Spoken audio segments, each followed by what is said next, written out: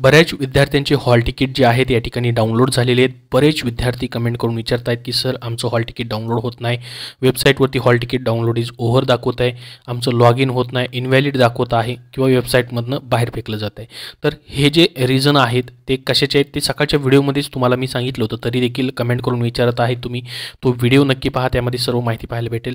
तर या व्हिडिओमध्ये तीच माहिती आपण पुन्हा एकदा पाहणार आहोत, ती म्हणजे या ठिकाणी राहिलेले हॉल तिकीट ज्या विद्यार्थ्यांचे आहेत ते कधीपर्यंत तुम्हाला भेटतील आणि ते तुमचे डाउनलोड सध्या का होत नाही तेही तुम्हाला सांगणार आहे। त्यासाठी हा व्हिडिओ शेवटपर्यंत पाहत राहा।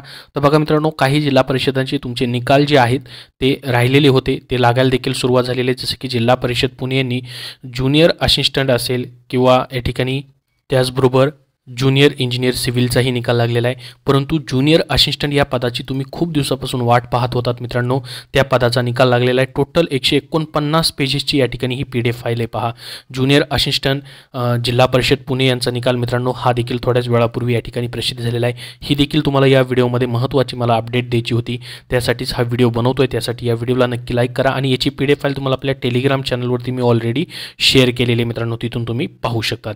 तर बघा, याच्यामध्ये तुम्हाला प्रत्येक सब्जेक्ट वाईज किती मार्क्स पडले ते देखील दिलेलं आहे। 90 मार्क्सच्या वरती जेवढे पण विद्यार्थी त्यांचा याच्यामध्ये समावेश आहे। आता त्यानंतर फायनल सिलेक्शन लिस्ट तुमची या ठिकाणी जिल्हा परिषद पुणे ज्युनियर असिस्टंटसाठी लागेल। तुम्हाला याच्यामध्ये किती मार्क्स पडलेत मित्रांनो कमेंट बॉक्समध्ये कमेंट करून सांगा। पुणे ZP तुम्ही जर अर्ज केलेला असेल किंवा इतर जिल्हा परिषदमध्ये तुम्ही अर्ज केलेला आहे, तिथं तुमचं सिलेक्शन झालं आहे की नाही कमेंटमध्ये नक्की सांगा। तर टोटल पहा मित्रांनो, जर या ठिकाणी बघितलं सिरियल नंबर जर पाहिला तर 2943 उमेदवार या ठिकाणी सिलेक्ट केले गेलेले आहेत, म्हणजे 90 पेक्षा जास्त मार्क्स असणार आहे। तर आता मित्रांनो, जे महत्त्वाची माहिती आहे ती म्हणजे हॉल तिकीटबद्दल। तर पहा मित्रांनो, हॉल तिकीट तुमचं परीक्षेच्या 7 दिवस अगोदर येणार असं त्यांनी म्हटलेलं होतं।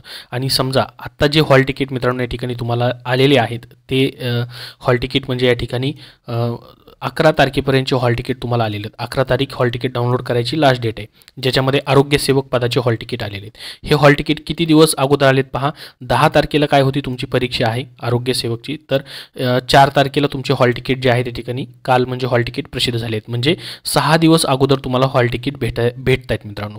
परीक्षेचे 7 दिवस अगोदर भेटत असतात, परंतु 6 दिवस अगोदर भेटत आहेत। मग तुमचे राहिलेले जे मित्रांनो या ठिकाणी परीक्षा आहेत त्याचे हॉल तिकीट तुम्हाला कधी भेटतील? तर बघा मित्रांनो, आता सर्वांचे एकत्रित का हॉल तिकीट भेटलेले नाहीत असा देखील विद्यार्थ्यांनी कमेंट करून प्रश्न विचारला आहे। एकत्रितच का हॉल तिकीट नाही दिले गेले असे? तर मित्रांनो, त्यांचं जे नियोजन आहे, त्यांचे जे एक्झाम सेंटर्स आहेत त्याचं नियोजन करण्यासाठी त्यामुळे एकत्रित हॉल तिकीट भेटत नाहीत। कारण की बघा, जसं की आरोग्य सेवक पुरुष या उमेदवारांसाठी या ठिकाणी 96,882 या ठिकाणी काउंट आहे टोटल, ठीक आहे, परीक्षा देणारे विद्यार्थी आहेत। तर यांचे हॉल तिकीट जनरेट करायचे आहेत, एकाच वेळेस एवढी परीक्षा होऊ शकत नाही, त्याच्यामुळे त्यांनी 9 शिफ्टमध्ये ही परीक्षा आयोजित केलेली आहे।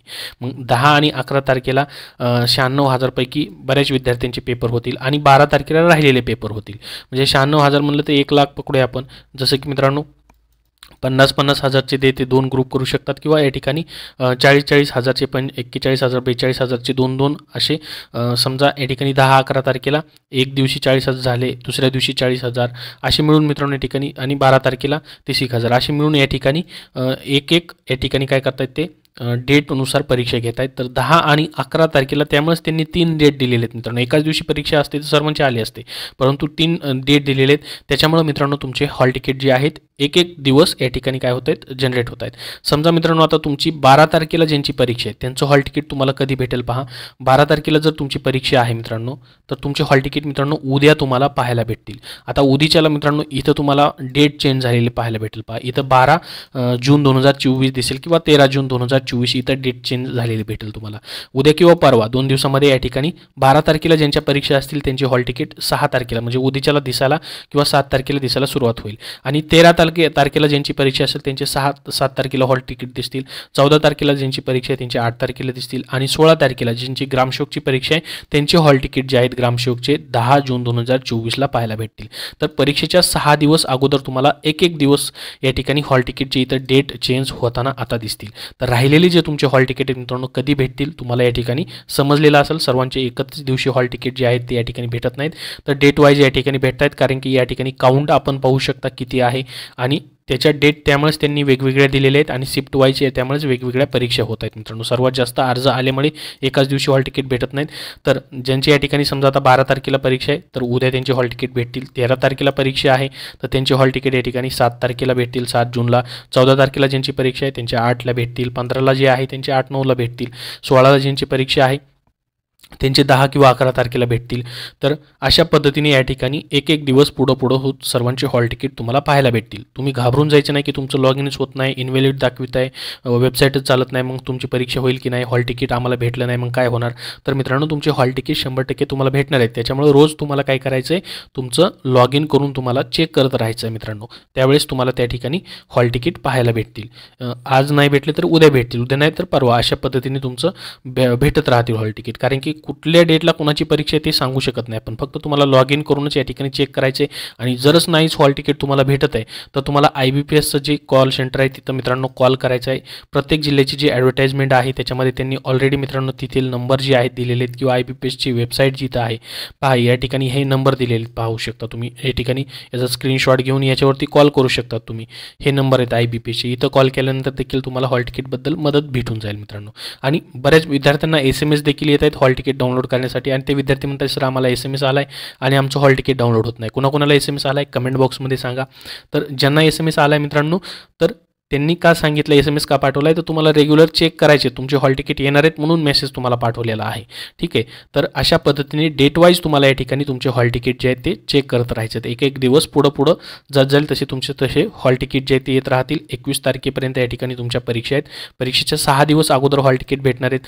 तुम्ही म्हणाल की 6 दिवस अगोदर म्हणजेच या ठिकाणी जसं वेळापत्रक आलं आहे मित्रांनो, समजा 16 तारखेला परीक्षा आहे तर 10 तारखेला किंवा 11 तारखेला किंवा 9 तारखेला तुमचे हॉल तिकीट भेटतील. अशा पद्धतीने परीक्षेच्या 6 दिवस अगोदर हॉल तिकीट तुम्हाला भेटणारच आहेत.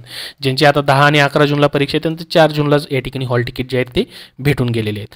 ठीक आहे, तर ही माहिती तुम्हाला समजलेली असावी रिझल्टबद्दलची आणि हॉल तिकीटबद्दलची. याबद्दल अजून तुमचे काही प्रश्न असतील तर कमेंटमध्ये विचारा. आणि नॉन पेसामध्ये देखील मित्रांनो 3 जिल्हे सोडून या ठिकाणी तुमचे हॉल तिकीट भेटणार आहेत. रायगड, रत्नागिरी आणि सिंधुदुर्गमध्ये अप्लाय केलेला असेल तर या 3 जिल्ह्यांच्याच फक्त परीक्षा पुढे गेलेल्या आहेत. बाकी जिल्ह्यांच्या परीक्षा होणार आहेत. बाकी 18 जिल्ह्यांची जी आहेत त्या ठिकाणी परीक्षा होणार आहेत. टोटल 21 जिल्ह्यांचं या ठिकाणी हे वेळापत्रक आलेले आहे नॉन पेसाचं.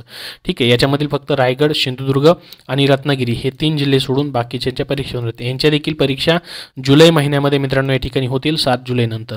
त्याचबरोबर पेसामधील विद्यार्थ्यांचं देखील हॉल तिकीट सध्या भेटणार नाही. जसं की पुणे असेल, अहमदनगर असेल, हे पेसामधले जिल्हे आहेत त्यांचे देखील हॉल तिकीट सध्या भेटणार नाहीत. त्यांचं नव्याने वेळापत्रक प्रसिद्ध होईल. तर ही एक महत्त्वाची माहिती तुम्हाला दिलेली आहे. याबद्दल अजून जे प्रश्न असतील तर कमेंटमध्ये विचारा, त्याला नक्की रिप्लाय देऊन तुम्हाला उत्तर दिलं जाईल. सर्व लिंक, सर्व PDF फाईल तुम्हाला आपल्या टेलिग्राम चॅनलवरती शेअर केलेले आहेत. धन्यवाद मित्रांनो. सध्याच्या आरोग्य सेवक पदासाठी तुम्हाला फास्ट रिव्हिजनसाठी पुस्तक हवं असेल, त्याच्या नोट्स हव्या असतील तर तांत्रिक प्रश्नावरती नोट्स मित्रांनो स्मार्ट स्टडी पब्लिकेशन नांदेड यांनी प्रसिद्ध केलेले आहेत. विठ्ठल नागनाथ राऊतवर सरांनी याचं लेखन संकलन तुम्हाला करून दिलेलं आहे. याच्यामध्ये 1975+ प्रश्न आहेत मित्रांनो. आरोग्य सेवक पदाचा जो नवीन तांत्रिक अभ्यासक्रम आलेला आहे त्याच्या नोट्स त्यांनी मित्रांनो या ठिकाणी प्रसिद्ध केलेले आहेत.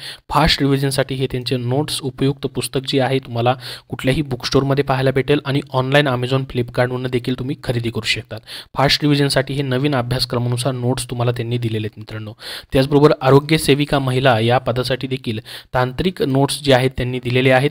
1200+ प्रश्न असलेलं हे तांत्रिक नोट्सचं पुस्तक तुम्हाला पाहायला भेटेल. ही दोन्ही पुस्तकं मित्रांनो आरोग्यसेवक 40%, आरोग्यसेवक 50% असेल किंवा आरोग्य सेविका महिला हे पद जे आहे या पदांसाठी फास्ट रिव्हिजन करण्यासाठी IBPSच्या नवीन अभ्यासक्रमानुसार त्यांनी उपलब्ध करून दिलेली आहेत. तुम्हाला कुठल्याही बुक स्टोअरमधून खरेदी करता येतील. या नंबरवरती कॉल केल्यास देखील उपलब्ध होऊन जातील.